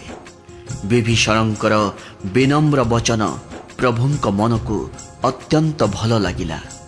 ସେ ବିଭୀଷଣଙ୍କୁ ନିଜର ବିଶାଳ ଭୁଜରେ ଉଠାଇ ହୃଦୟରେ ଜାବୁଡ଼ି ଧରିଲେ। ଅନୁଜ ଲକ୍ଷ୍ମଣଙ୍କ ସହିତ ପ୍ରଭୁ ଶ୍ରୀରାମ ତାଙ୍କୁ ଆଲିଙ୍ଗନ କରି ନିଜ ପାଖରେ ବସାଇଲେ ଏବଂ ନିଜର ଭକ୍ତ ଭୟହାରୀ ବଚନ କହିଲେ, ହେ ଲଙ୍କେଶ, ତୁମ ପରିବାରର ତଥା ଅନ୍ୟ ସମସ୍ତଙ୍କର କୁଶଳ ସମାଚାର କୁହ। ତୁମ ନିବାସ ତ ଗୋଟିଏ ଖରାପ ସ୍ଥାନରେ ରହିଛି। ତୁମକୁ ଦିନ ରାତି ଦୁଷ୍ଟମାନଙ୍କ ମଣ୍ଡଳୀରେ ବସିବାକୁ ପଡ଼େ। ଏପରି ଅବସ୍ଥାରେ ହେ ସଖା, ତୁମର ଧର୍ମ କିପରି ନିର୍ବାହ ହେଉଛି? ମୁଁ ତୁମର ସବୁ ରୀତି ଜାଣେ। ତୁମେ ଅତ୍ୟନ୍ତ ନୀତି ନିପୁଣ। ତୁମକୁ ଅନୀତି ମୋଟେ ସୁହାଏ ନାହିଁ। ହେ ତାତ, ନରକରେ ରହିବା ବରଂ ଭଲ, ହେଲେ ବିଧାତା କେବେ ଦୁଷ୍ଟ ସଙ୍ଗ ନ ଦିଅନ୍ତୁ। ବିଭୀଷଣ କହିଲେ, ହେ ରଘୁନାଥ, ବର୍ତ୍ତମାନ ଆପଣଙ୍କ ଚରଣ ଦର୍ଶନ କରି ମୁଁ କୁଶଳରେ ଅଛି। କାରଣ ଆପଣ ମୋତେ ନିଜ ସେବକ ମନେ କରି ଦୟା କରିଛନ୍ତି। ଜୀବ ଯେ ପର୍ଯ୍ୟନ୍ତ ଶୋକର ଗୃହ ରୂପୀ କାମନାକୁ ତ୍ୟାଗ କରିଦେଇ ଶ୍ରୀରାମଙ୍କୁ ନ ଭଜିଛି, ସେ ପର୍ଯ୍ୟନ୍ତ ତାର ସ୍ୱପ୍ନରେ ବି କୁଶଳ ନାହିଁ କି ମାନସିକ ଶାନ୍ତି ନାହିଁ।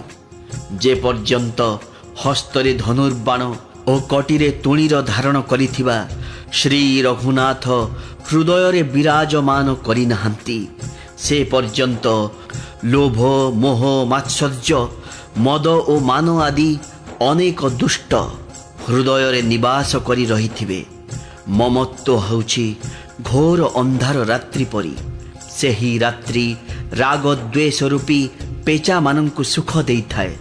ପ୍ରଭୁଙ୍କ ପ୍ରତାପରୁ ହିଁ ସୂର୍ଯ୍ୟ ଉଦିତ ନ ହେବା ପର୍ଯ୍ୟନ୍ତ ସେହି ମମତ୍ୱ ରୂପୀ ରାତ୍ରି ଜୀବର ମନରେ ବସତି ସ୍ଥାପନ କରି ରହିଥାଏ। ହେ ରାମ, ଆପଣଙ୍କ ଚରଣାବିନ୍ଦ ଦର୍ଶନ କରି ମୁଁ ବର୍ତ୍ତମାନ କୁଶଳରେ ଅଛି। ମୋର ବିରାଟ ଭୟ ଦୂର ହୋଇଛି। ହେ କୃପାଳୁ, ଆପଣ ଯାହା ପ୍ରତି ଅନୁକୂଳ ହୁଅନ୍ତି ତାକୁ ତ୍ରିବିଧ ଭବ ତାପ ବାଧେ ନାହିଁ। ମୁଁ ହେଉଛି ଅତ୍ୟନ୍ତ ନୀଚ ସ୍ୱଭାବର ରାକ୍ଷସ। ମୁଁ କେବେ କୌଣସି ଶୁଭ ଆଚରଣ କରିନାହିଁ। ଯାହାଙ୍କର ରୂପ ମୁନିମାନଙ୍କର ଧ୍ୟାନରେ ବି ଧରା ପଡ଼େ ନାହିଁ, ସେହି ପ୍ରଭୁ ହର୍ଷିତ ହୋଇ ଆଜି ମୋତେ ହୃଦୟରେ ଲଗାଇଲେ। ହେ କୃପାପୁଞ୍ଜ ସୁଖଧାମ ଶ୍ରୀରାମ, ମୋର ଅସୀମ ସୌଭାଗ୍ୟ ଯେ ମୁଁ ବ୍ରହ୍ମା ଓ ଶିବଙ୍କ ଦ୍ୱାରା ସେବିତ ଚରଣ କମଳ ଯୁଗଳ ସ୍ୱଚକ୍ଷୁରେ ଦର୍ଶନ କଲି। ଶ୍ରୀରାମ କହିଲେ, ହେ ସଖା, ମୋ ସ୍ୱଭାବ କଥା କହୁଛି ଶୁଣ। ମୋ ସ୍ୱଭାବ ବିଷୟରେ କାକଭୂଷୁଣ୍ଡି ଓ ଶିବ ପାର୍ବତୀ ଜାଣନ୍ତି। ଯେଉଁ ବ୍ୟକ୍ତି ସମଗ୍ର ଜଡ଼ ଚେତନ ଜଗତର ଦ୍ରୋହୀ, ଯଦି ସେ ବି ଭୟଭୀତ ହୋଇ ମୋର ଶରଣ ନେବାକୁ ଆସିଯାଏ ଏବଂ ମଦ ମୋହ ତଥା ସକଳ ଛନ୍ଦ କପଟ ତ୍ୟାଗ କରିଦିଏ, ତେବେ ମୁଁ ତାକୁ ମଧ୍ୟ ଅତି ଶୀଘ୍ର ସାଧୁ ସମାନ କରିଦିଏ। ମାତା ପିତା ଭାଇ ପୁତ୍ର ସ୍ତ୍ରୀ ଶରୀର ଧନ ଗୃହ ମିତ୍ର ଓ ପରିବାର ଆଦିଙ୍କ ପ୍ରତି ରହିଥିବା ସକଳ ମମତା ସୂତ୍ରକୁ ଏକତ୍ର କରି ସେଥିରେ ଗୋଟିଏ ଡୋରି ବଳି ଯେ ତା ଦ୍ୱାରା ନିଜ ମନକୁ ମୋ ଚରଣରେ ବାନ୍ଧି ଦିଅନ୍ତି, ଯେ ସମଦର୍ଶୀ, ଯାହାଙ୍କର କୌଣସି ପ୍ରକାର କାମନା ନଥାଏ ଏବଂ ଯାହାଙ୍କ ମନରେ ହର୍ଷ ଶୋକ ଓ ଭୟ ନାହିଁ, ସେପରି ସଜ୍ଜନ ମୋ ଦୃଷ୍ଟିରେ କିପରି ବସା ବାନ୍ଧି ରହିଥାନ୍ତି ଜାଣିଛ? ସେ ରହିଥାନ୍ତି ଲୋଭୀ ହୃଦୟରେ ଧନ ବସା ବାନ୍ଧି ରହିଥିବା ପରି। ତୁମ ପରି ସନ୍ଥଜନ ହିଁ ମୋର ପ୍ରିୟ। ଅନ୍ୟ କାହାରି ପାଇଁ ମୁଁ ଶରୀର ଧାରଣ କରେ ନାହିଁ।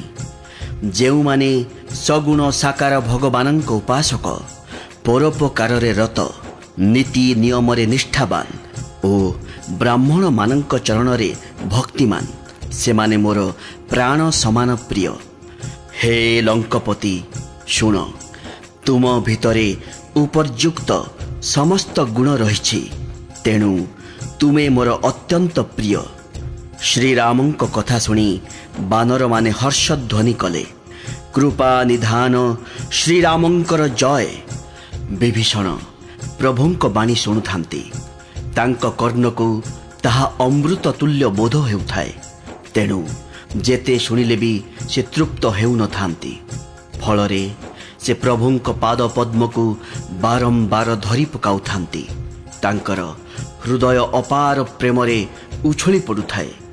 ବିଭୀଷଣ କହିଲେ, ହେ ଦେବ, ହେ ସଚରାଚର ଜଗତର ସ୍ୱାମୀ, ହେ ଶରଣାଗତ ରକ୍ଷକ, ହେ ସର୍ବାନ୍ତର୍ଯ୍ୟାମୀ, ଶୁଣନ୍ତୁ। ମୋ ହୃଦୟରେ ପୂର୍ବରୁ କିଛିଟା ବାସନା ଥିଲା, କିନ୍ତୁ ପ୍ରଭୁଙ୍କ ଚରଣର ପ୍ରୀତି ରୂପୀ ପ୍ରବାହରେ ସେସବୁ ଭାସିଗଲା। ବର୍ତ୍ତମାନ ହେ କୃପାଳୁ, ମୋର ଏତିକି ମାଗୁଣି ଯେ ଆପଣଙ୍କର ଯେଉଁ ପବିତ୍ର ଭକ୍ତି ଶିବଙ୍କ ମନକୁ ସର୍ବଦା ପ୍ରିୟ ଲାଗେ, ମୋତେ କେବଳ ସେହି ଭକ୍ତି ପ୍ରଦାନ କରନ୍ତୁ। ରଣଧୀର ପ୍ରଭୁ ଶ୍ରୀରାମ ଏବଂ ମସ୍ତୁ କହି ତୁରନ୍ତ ସମୁଦ୍ର ଜଳ ମଗାଇଲେ ଏବଂ କହିଲେ, ହେ ସଖା, ତୁମର କୌଣସି ଇଚ୍ଛା ନଥିଲେ ବି ଜଗତରେ ମୋର ଦର୍ଶନ ଅମୋଘ, ତାହା ନିଷ୍ଫଳ ଯାଏ ନାହିଁ। ଏପରି କହି ଶ୍ରୀରାମ ବିଭୀଷଣଙ୍କୁ ରାଜ ତିଳକ ଦେଇଦେଲେ। ଆକାଶରୁ ଅଜସ୍ର ପୁଷ୍ପବୃଷ୍ଟି ହେଲା। ରାବଣର ଯେଉଁ କ୍ରୋଧାଗ୍ନି ବିଭୀଷଣଙ୍କ ଶ୍ୱାସ ରୂପୀ ବାୟୁ ଯୋଗୁଁ ପ୍ରଚଣ୍ଡ ରୂପ ଧାରଣ କରିଥିଲା, ସେଥିରେ ପୋଡ଼ି ଯାଉଥିବା ବିଭୀଷଣଙ୍କୁ ଶ୍ରୀରାମ ରକ୍ଷା କରିଦେଲେ ଓ ତାଙ୍କୁ ଅଖଣ୍ଡ ରାଜ୍ୟ ପ୍ରଦାନ କଲେ। ରାବଣ ନିଜର 10 ଶିର କାଟି ବଳି ରୂପେ ଉତ୍ସର୍ଗ କରିଥିବା ହେତୁ ଶିବ ତାକୁ ଯେଉଁ ସମ୍ପଦ ଦେଇଥିଲେ, ସେହି ସମ୍ପଦ ଶ୍ରୀରାମ ବିଭୀଷଣଙ୍କୁ ଅତି ସଂକୋଚର ସହିତ ଦେଇଦେଲେ। ଅର୍ଥାତ୍ ସେ ଭାବୁଥାନ୍ତି, ମୁଁ ଏହାଙ୍କୁ କ'ଣ ବା ଦେଲି, ଏହା ତ କିଛି ବି ନୁହେଁ। ଏପରି ପରମ କୃପାଳୁ ପ୍ରଭୁଙ୍କୁ ଛାଡ଼ି ଯେଉଁ ମନୁଷ୍ୟ ଅନ୍ୟକୁ ଭଜେ, ସେ ସତରେ ସିଂହ ଲାଞ୍ଜ ବିହୀନ ପଶୁ ମାତ୍ର। ନିଜର ସେବକ ବୋଲି ଜାଣି ପ୍ରଭୁ ଶ୍ରୀରାମ ବିଭୀଷଣଙ୍କୁ ଆପଣାର କରିନେଲେ। ପ୍ରଭୁଙ୍କର ଏହି ସ୍ୱଭାବ ବାନରମାନଙ୍କୁ ବହୁତ ଭଲ ଲାଗିଲା। ତାପରେ ସର୍ବଜ୍ଞ, ସର୍ବହୃଦୟ ନିବାସୀ, ସର୍ବରୂପ, ସର୍ବରହିତ, ଉଦାସୀନ ଭକ୍ତମାନଙ୍କୁ କୃପା କରିବା ନିମନ୍ତେ ଲୀଳାଛଳରେ ମନୁଷ୍ୟ ରୂପ ଧାରଣ କରିଥିବା ରାକ୍ଷସ କୁଳ ନାଶକ ଶ୍ରୀରାମ ନୀତି ରକ୍ଷା କରି ପଚାରିଲେ, ହେ ବୀର ବାନର ରାଜ ସୁଗ୍ରୀବ ଓ ଲଙ୍କପତି ବିଭୀଷଣ, ଏହି ଗଭୀର ସମୁଦ୍ରକୁ କିପରି ପାରି ହେବା? ଏହି ଅତଳ ସାଗରରେ ଅନେକ ଜାତିର ମଗର, ସର୍ପ ଓ ମତ୍ସ୍ୟ ପୂର୍ଣ୍ଣ ହୋଇ ରହିଛନ୍ତି। ଏହାକୁ ପାରିହେବା ସବୁ ଦୃଷ୍ଟିରୁ କଠିନ।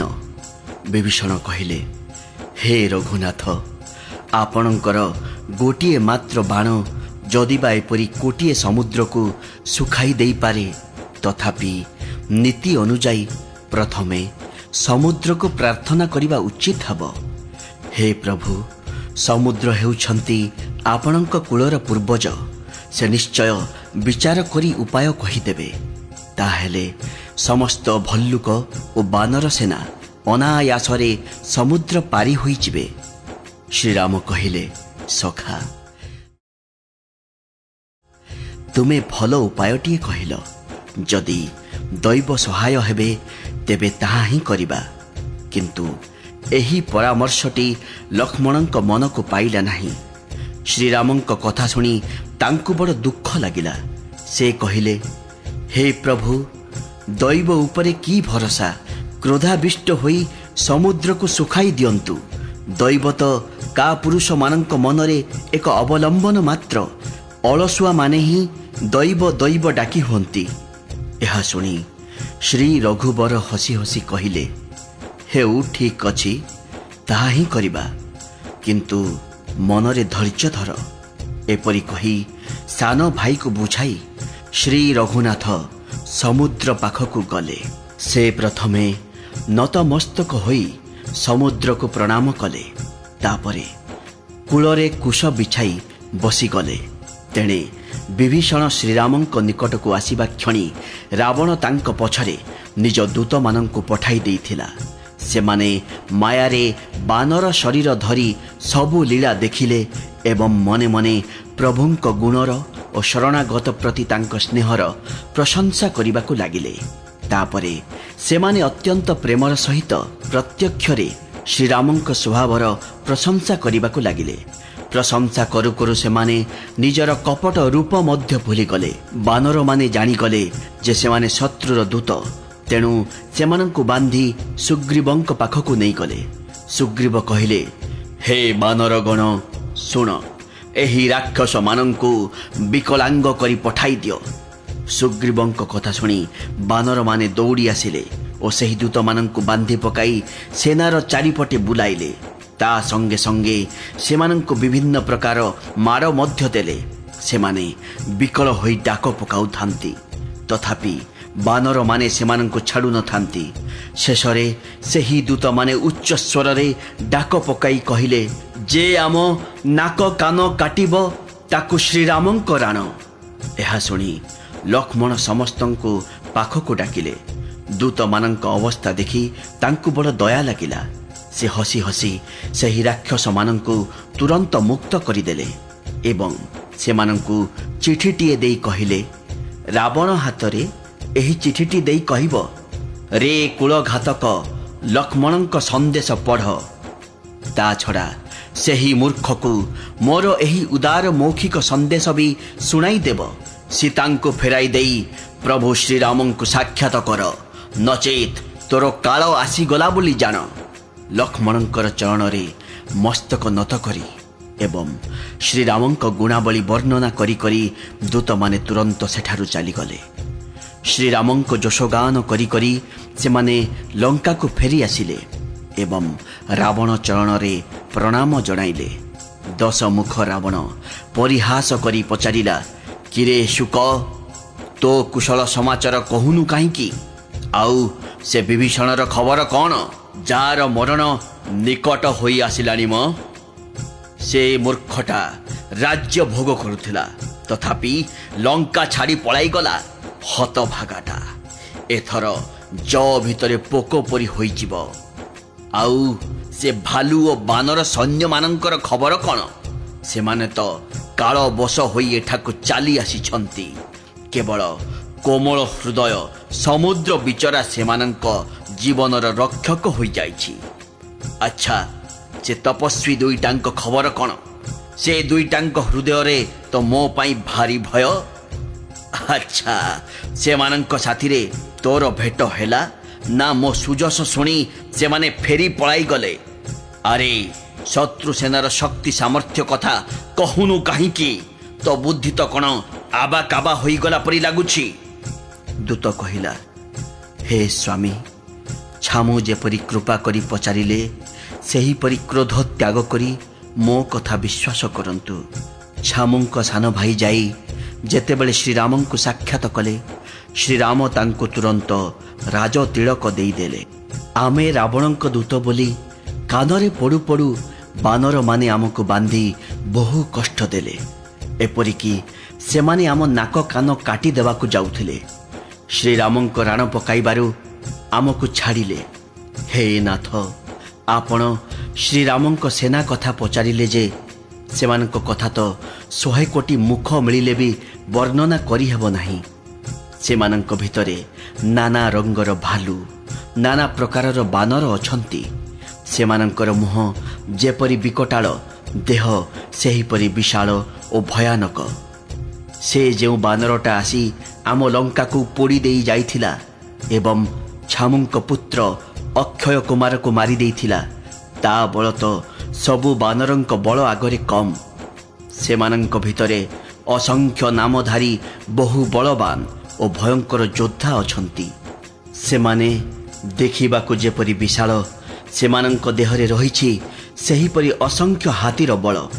ଦୁଇବିଧ ମୟନ୍ଦ, ନୀଳ, ନଳ, ଅଙ୍ଗଦ, ଗଦ, ବିକଟାସ୍ୟ, ଦଧିମୁଖ, କେଶରୀ, ନିଶଠ, ଶଠ ଓ ଜାମ୍ବବାନ, ଏ ସମସ୍ତେ ହେଉଛନ୍ତି ବଳର ନିଧାନ ମହାବଳୀ। ଏମାନେ ପ୍ରତ୍ୟେକେ ସୁଗ୍ରୀବଙ୍କ ପରି ବଳବାନ ଏବଂ ଏମାନଙ୍କ ପରି କୋଟି କୋଟି ବାନର ଅଛନ୍ତି। ସେମାନଙ୍କ ସଂଖ୍ୟା କିଏ ଗଣିପାରିବ? ଶ୍ରୀରାମଙ୍କ କୃପାରୁ ସେମାନଙ୍କଠାରେ ଅତୁଳନୀୟ ବଳ ରହିଛି। ସେମାନେ 3 ଲୋକକୁ ତୃଣ ପରି ଭାବୁଛନ୍ତି। ହେ ଦଶଗ୍ରୀବ, ମୁଁ ତ ଶୁଣିବାକୁ ପାଇଲି ଯେ କେବଳ ବାନର ସେନାପତିମାନଙ୍କ ସଂଖ୍ୟା କୁଆଡ଼େ 18 ପଦ୍ମ। ହେ ନାଥ, ସେହି ସେନାରେ ଏପରି କେହି ଜଣେ ବି ବାନର ନାହିଁ ଯେ କି ଯୁଦ୍ଧରେ ଛାମୁଙ୍କୁ ଜିତି ନ ଯିବ। ସେ ସମସ୍ତେ ଭୀଷଣ କ୍ରୋଧରେ ହାତ ମଳି ହେଉଛନ୍ତି, କିନ୍ତୁ ଶ୍ରୀ ରଘୁନାଥ ସେମାନଙ୍କୁ ଆଜ୍ଞା ଦେଉନାହାନ୍ତି।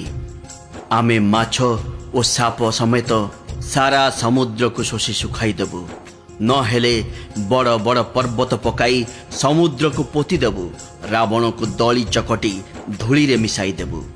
ସବୁ ବାନର ଏପରି କହୁଛନ୍ତି। ସେମାନେ ସମସ୍ତେ ସ୍ୱଭାବତଃ ନିର୍ଭୀକ। ସେମାନେ ଏପରି ଗର୍ଜନ କରୁଛନ୍ତି ଓ ଏପରି ଧମକ ଚମକ ଦେଉଛନ୍ତି ଯେ ଲାଗୁଛି ଲଙ୍କା ଗଡ଼କୁ ଗିଳିଦେବେ। ଭାଲୁ ଓ ବାନର ସମସ୍ତେ ସ୍ୱଭାବତଃ ଶୂରବୀର, ପୁଣି ସେମାନଙ୍କର ସର୍ବେ ସର୍ବା ହେଉଛନ୍ତି ପ୍ରଭୁ ଶ୍ରୀରାମ। ହେ ରାବଣ, ଯୁଦ୍ଧରେ ସେମାନେ କୋଟିଏ କାଳକୁ ବି ଜିତିଯିବେ।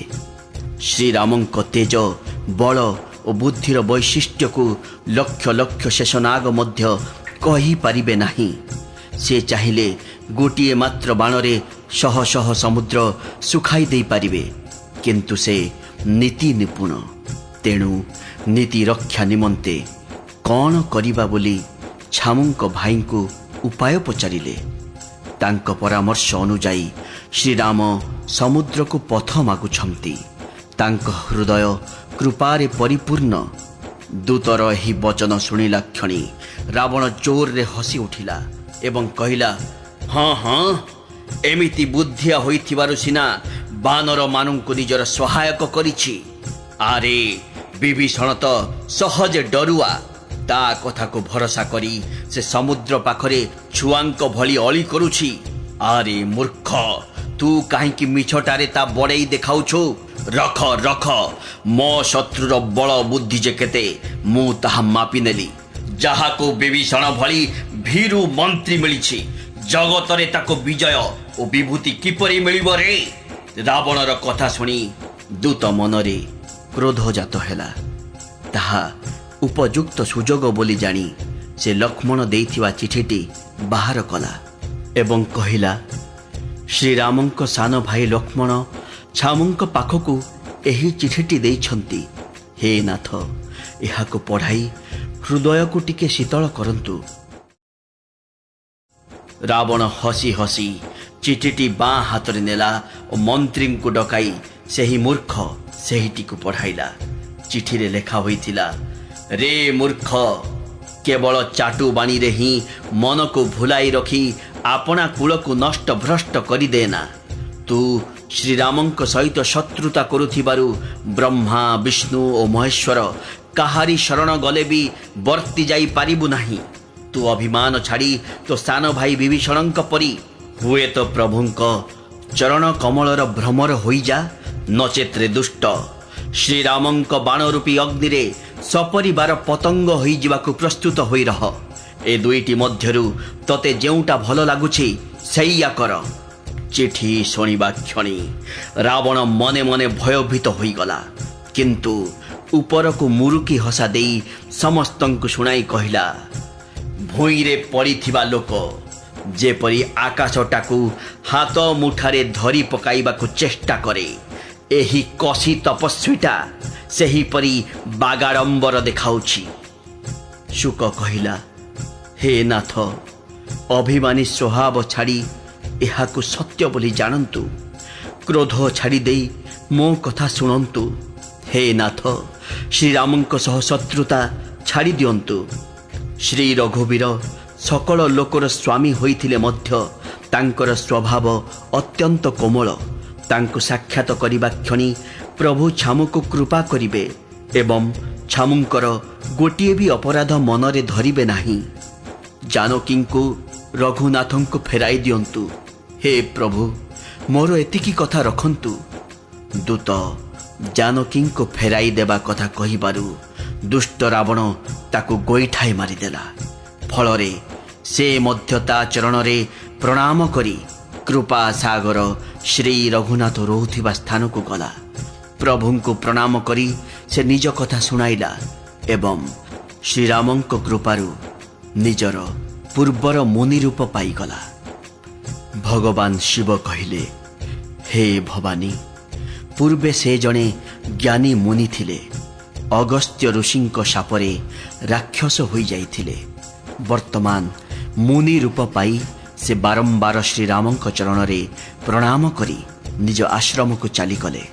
ଏପଟେ 3 ଦିନ ବିତିଗଲାଣି, ଅଥଚ ଜଳ ସମୁଦ୍ର ପ୍ରଭୁଙ୍କ ବିନତି ଶୁଣିବାକୁ ନାହିଁ। ଶେଷକୁ ଶ୍ରୀରାମ କ୍ରୋଧାନ୍ୱିତ ହୋଇ କହିଲେ, ବିନା ଶାସନରେ ଏ ବାଟକୁ ଆସିବ ନାହିଁ। ହେ ଲକ୍ଷ୍ମଣ, ଧନୁର୍ବାଣ ଆଣ, ମୁଁ ଅଗ୍ନି ବାଣ ମାରି ଏହି ସମୁଦ୍ରକୁ ଶୁଖାଇ ଦେବି।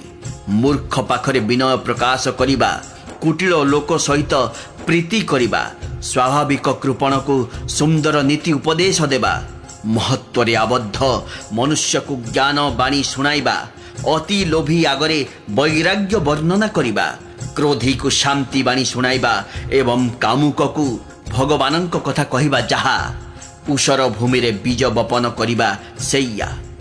ଏପରି କହି ଶ୍ରୀ ରଘୁନାଥ ଧନୁରେ ଗୁଣ ଚଢ଼ାଇ ଦେଲେ।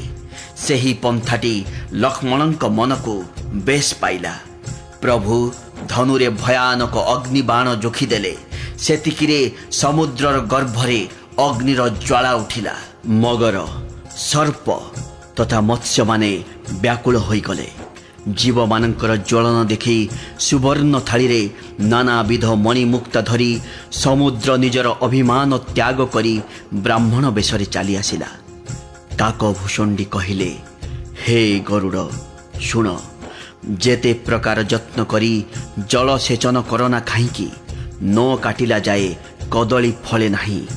ନିଜ ଲୋକ ବିନୟ କଥାରେ ଟଳେ ନାହିଁ। ତାକୁ ଧମକାଇଲେ ହିଁ ସେ ବାଟକୁ ଆସେ। ସମୁଦ୍ର ଭୟଭୀତ ହୋଇ ପ୍ରଭୁଙ୍କ ଚରଣ ଧରି କହିଲା, ହେ ନାଥ, ମୋର ଦୋଷ କ୍ଷମା କରନ୍ତୁ।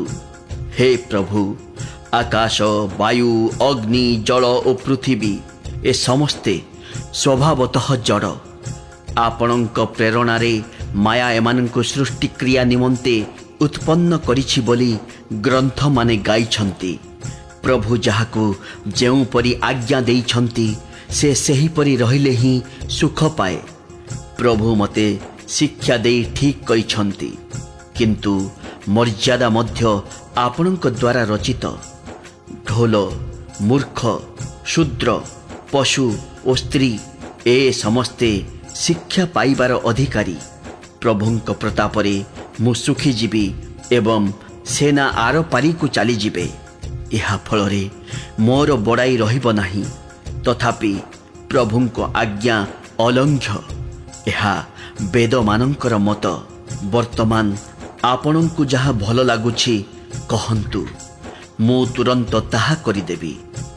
ସମୁଦ୍ରର ଅତ୍ୟନ୍ତ ବିନୟ ବଚନ ଶୁଣି କୃପାଳୁ ଶ୍ରୀରାମ ମୃଦୁ ମୃଦୁ ହସି କହିଲେ, ହେ ତାତ, ବାନର ସେନା ଯେପରି ଆର କୂଳକୁ ଯାଇପାରିବେ ସେହି ଉପାୟ କୁହ। ସମୁଦ୍ର କହିଲା, ହେ ନାଥ, ନୀଳ ଓ ନଳ ବାନର ହେଉଛନ୍ତି 2 ଭାଇ।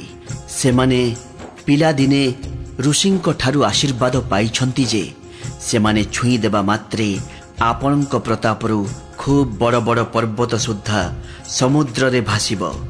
ମୁଁ ମଧ୍ୟ ପ୍ରଭୁଙ୍କ ପ୍ରତାପ ହୃଦୟରେ ଧାରଣ କରି ଏହି କାର୍ଯ୍ୟରେ ନିଜ ବଳ ଅନୁଯାୟୀ ସାହାଯ୍ୟ କରିବି। ହେ ନାଥ, ଏପରି ଭାବରେ ସମୁଦ୍ରରେ ସେତୁ ବାନ୍ଧନ୍ତୁ, ଯାହା ଫଳରେ କି ତ୍ରିଲୋକରେ ପ୍ରଭୁଙ୍କର ଯଶ ପ୍ରକୀର୍ତ୍ତିତ ହେବ। ଏ ଯେଉଁ ବାଣ ଉଠାଉଛନ୍ତି, ଏହାଦ୍ୱାରା ମୋର ଉତ୍ତର ତଟରେ ଥିବା ମହାପାପୀ ଦୁଷ୍ଟ ଅପରାଧୀମାନଙ୍କୁ ବଧ କରନ୍ତୁ। କୃପାଳୁ ଓ ରଣଧୀର ଶ୍ରୀରାମ ସମୁଦ୍ରର ମନୋବେଦନା ଶୁଣି ତୁରନ୍ତ ତାର ଦୁଃଖ ନାଶ କରିଦେଲେ, ଅର୍ଥାତ୍ ସେହି ବାଣରେ ଦୁଷ୍ଟ ଦଳନ କରିଦେଲେ। ଶ୍ରୀରାମଙ୍କର ଅଦ୍ଭୁତ ବଳ ଓ ପୌରୁଷ ଦେଖି ସମୁଦ୍ର ହର୍ଷିତ ହୋଇ ସୁଖ ଲାଭ କଲା। से ସେହି ଦୁଷ୍ଟମାନଙ୍କର ସମସ୍ତ ବୃତ୍ତାନ୍ତ ପ୍ରଭୁଙ୍କୁ କହି ଶୁଣାଇଲା ଏବଂ ତାପରେ ପ୍ରଭୁଙ୍କ ଚରଣ ବନ୍ଦନା କରି ବିଦାୟ ନେଲା। ସମୁଦ୍ର ନିଜ ଭବନକୁ ଫେରିଗଲା। ଶ୍ରୀ ରଘୁନାଥଙ୍କୁ ତାର ପରାମର୍ଶ ଭଲ ଲାଗିଲା। ଏହି ଚରିତ କଳିଯୁଗର ପାପ ହରଣ କରେ। ଏହାକୁ ତୁଳସୀଦାସ ନିଜ ବୁଦ୍ଧି ଅନୁସାରେ ଗାଇଲା। ଶ୍ରୀ ରଘୁନାଥଙ୍କ ଗୁଣ ସମୂହ ସୁଖର ଧାମ। ତାହା ସନ୍ଦେହ ମୋଚନ କରେ ତଥା ବିଷାଦ ଦମନ କରେ। ରେ ମୂର୍ଖ ମନ, ତୁ ସଂସାରର ସବୁ ଆଶା ଭରସା ଛାଡ଼ିଦେଇ ନିରନ୍ତର ଏହା ଗାନ କର ଓ ଶ୍ରବଣ କର। ଶ୍ରୀ ରଘୁନାଥଙ୍କ ଗୁଣଗାନ ସକଳ ସୁମଙ୍ଗଳ ପ୍ରଦାନ କରେ। ଯେ ଏହାକୁ ଆଦର ସହକାରେ ଶୁଣନ୍ତି ସେ ବିନା ନୌକାରେ ମଧ୍ୟ ଭବ ସାଗର ପାରି ହୋଇଯାଆନ୍ତି। ମାସ ପାରାୟଣ ଚତୁର୍ବିଂଶ ବିଶ୍ରାମ ଇତି ଶ୍ରୀମଦ୍ ରାମଚରିତ ମାନସେ ସକଳ କଳି କଳୁଷ ବିଧ୍ୱଂସନେ ପଞ୍ଚମଃ ସୋପାନଃ ସମାପ୍ତଃ। କଳିଯୁଗର ସମସ୍ତ ପାପ ବିନାଶକାରୀ ଶ୍ରୀରାମଚରିତ ମାନସର ଏହି ପଞ୍ଚମ ସୋପାନ ସମାପ୍ତ ହେଲା। ସୁନ୍ଦର କାଣ୍ଡ ସମାପ୍ତ।